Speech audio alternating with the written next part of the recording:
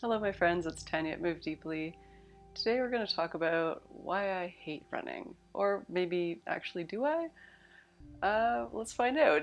We're going to be talking a bit about how I realized that I didn't hate running and that it was all because of this one thing I started doing differently ever since the last time I ran, and how you can also do it and hopefully start feeling better results, whether you're already running or you wish you could start running.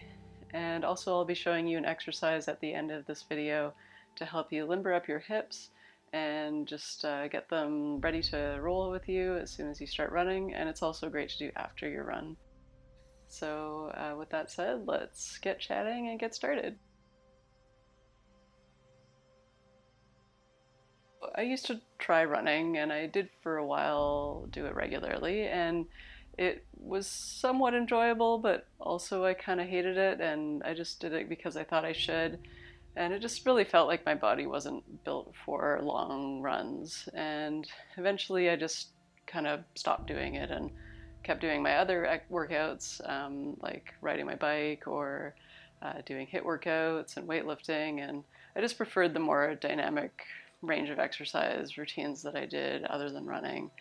Even though I knew that there were benefits to running, it just didn't really do it for me. So the other day I went for a run with my husband, and I hadn't probably gone for a long run in, I don't even know, like 5 years or something. And it was super fun, and I felt the best I'd ever had running. I still was worried that it was going to just be really painful afterwards, or that I would feel like I was just slogging away and not enjoying myself after about 15 minutes. But I ended up running almost 10K without much issue, and I wasn't very sore afterwards. So, what's changed?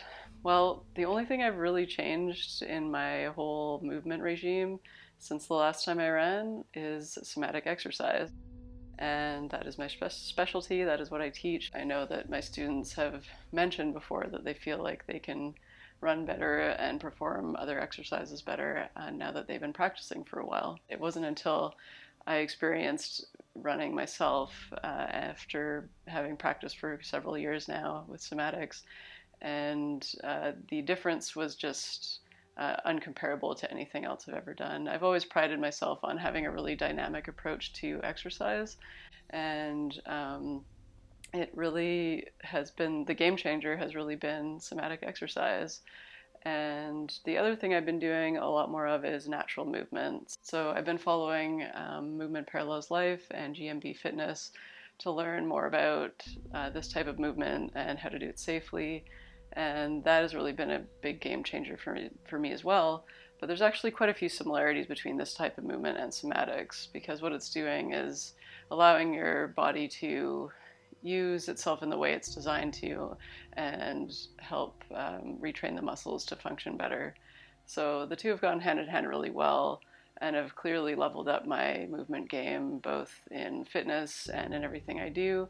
And the same goes for my students. So it was really exciting to just see how much more powerful I was with running and how much easier it was, how much longer I could go, and how much more springy and light I felt. I've always felt really heavy running, and that wasn't the case this time. So the lesson here is, if you haven't tried somatic exercise yet, or if you are dabbling in it but not really doing it regularly, I'm going to challenge you to try doing it at least 4 days a week for the next few weeks, and practice as many different exercises as you can that work with your body, or where it feels like you're tight. If you're tight in your hips, try to focus on your hips and your legs and your core. If you're tight in your upper body, try to focus on the muscles up there. But in general, doing a total body approach is ideal for getting optimal range of motion and mobility and power in your muscles, and reducing that chronic tension and just hitting that reset button on your body through somatic exercise. So next up, we're going to be trying an exercise called the 90-90, and it is a really quick, excellent release for the hip rotators, and it targets muscles that control your legs all the way from your hip down to your ankle. And it's really one of the best ways that you can help reduce tension in this area and increase mobility for walking, running, whatever kind of activity you're doing. And so if you're watching this because you want to be doing it related to running, then do it before and after your run, or one or the other. Try a bit of both and see how it serves you. And I'd really like to know what you think in the comments. And if you have trouble doing this exercise, there will be some modifications I'll offer in future videos. So no worries if you try it and it feels awkward.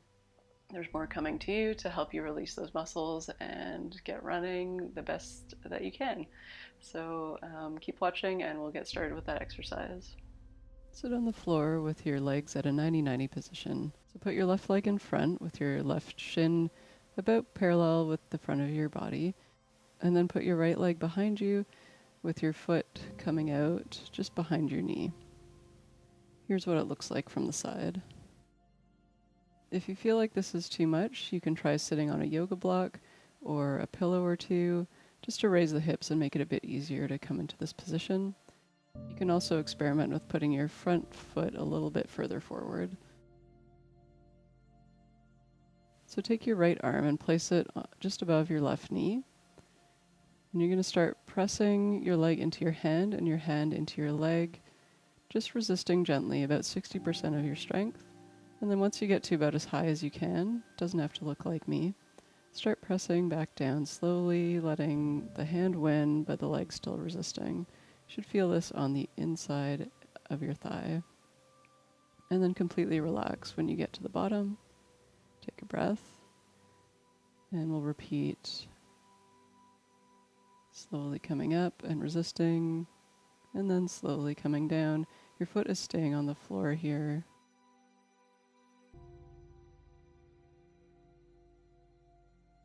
And relax.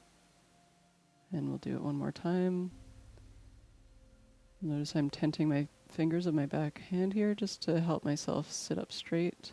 Try to avoid leaning back as you do this. So once you're finished, rotate and place your left arm over your right knee. Keep your right foot down on the floor as you lift your leg up. Same thing here, resisting with your own strength, with your hand and your leg. Try not to lean back too much. You should feel this on the outside of your leg. Relax completely at the bottom and repeat. Doesn't matter how high you come, this is different for everybody. And we'll do one more round, make sure you completely relax before you start again.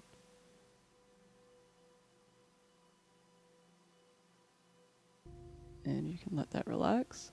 Now you're going to place 2 of your fingers on the back of your foot, on the edge of your foot behind your heel.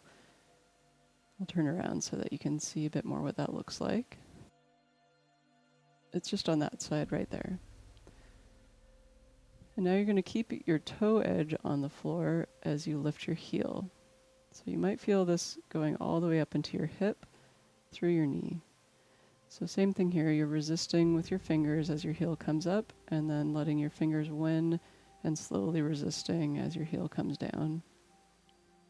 And you're going to repeat this 3 times total, completely relaxing between each repetition. Keep breathing and relax when you're done. And now extend both your legs, massage them out a bit, wiggle them around, just in case they're feeling a little cramped or tight from being in that position. And then set yourself up on the other side.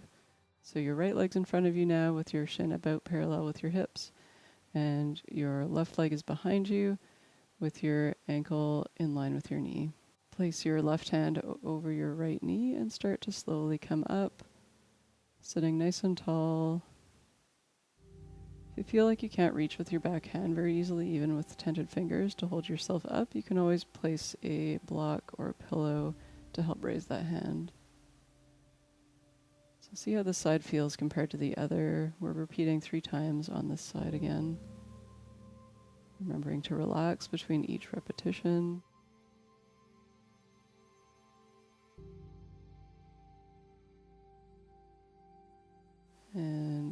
Finish that up and switch sides. So your right arm is on your left leg, and keep your foot on the ground at the back as you slowly come up, taking care not to lean back, using your back hand as a prop to help you stay upright.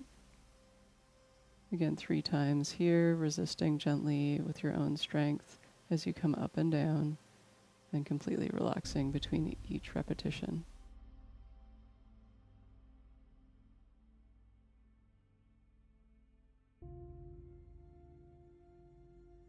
Now place your fingers at the back edge of your foot here, lifting your left heel off the floor, keeping your toes on the ground. It's mostly your big toe edge on this part. You want to make sure you've got enough padding under your foot, otherwise this might be a little uncomfortable. Doing 3 repetitions on this side.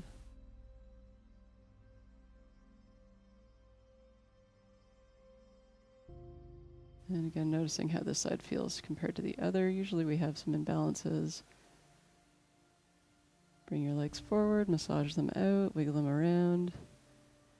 And just take a few moments here to slowly stand up and walk around. Notice how your hips are feeling.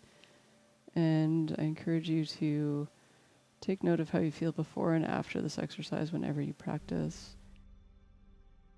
So I hope you enjoyed that exercise. Thanks so much for watching this video. And if you'd like to explore somatics on a regular basis and just learn how to really embody the practice, I've got a great series of programs available to you, starting with free resources in my YouTube channel.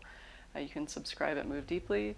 And also I've got an introductory course to take you through the 3 essential exercises to start releasing muscles through your shoulders, neck, and back. And then from there you can discover somatics in 30 days with my really comprehensive 30-day program.